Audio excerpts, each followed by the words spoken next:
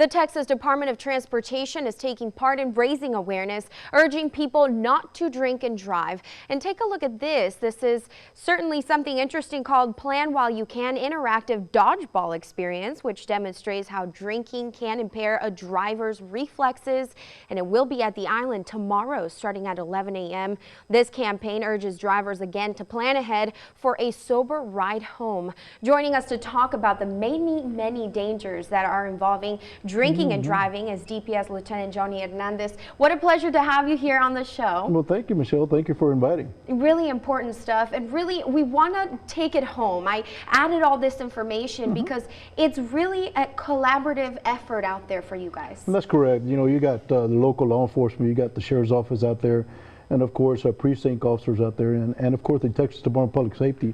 With the influx of people headed towards the island, we want to target Los Fresnos, Port Isabel and South Padre Island in placing extra patrols on the roadways, especially all roads leading to South Padre Island. A lot of people say, well, take the back roads. Right. I said, well, we're going to be covering the back roads too. So anything that leads to the island, we're going to have units patrolling that area. Now you understand that we're going to have units outside South Padre Island, and we're going to have units inside Padre Island. Yeah, and really, it shouldn't have to be that way. If only people would choose just to get a sober ride. There's Uber, there's Lyft, and especially during this time, around this week or spring break in general, how many fatalities do we see? You know, hopefully we don't have any fatalities, and we don't want any fatalities. That's why we have an increase of patrol units out there to reduce fatalities and injury crashes.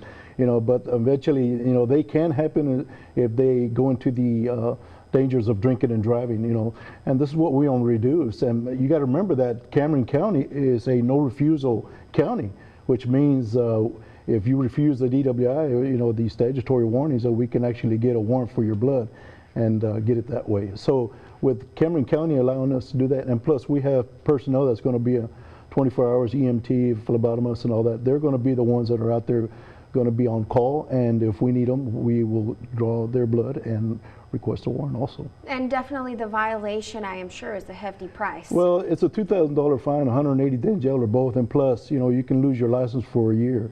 And plus, you got to remember the surcharges too. The surcharges, you know, it can be, you know, up to, you know, $1,000 for you know, the whole year. You know what I mean? And a suspended license, I mean, just so many consequences. Right. Really the message out there before we leave, Lieutenant, don't drink and drive. Yeah, very simple. Don't drink and drive, and let's get a sober driver to go out there, and let's have fun at the island instead of getting drunk at the island. There we go. Thank you again.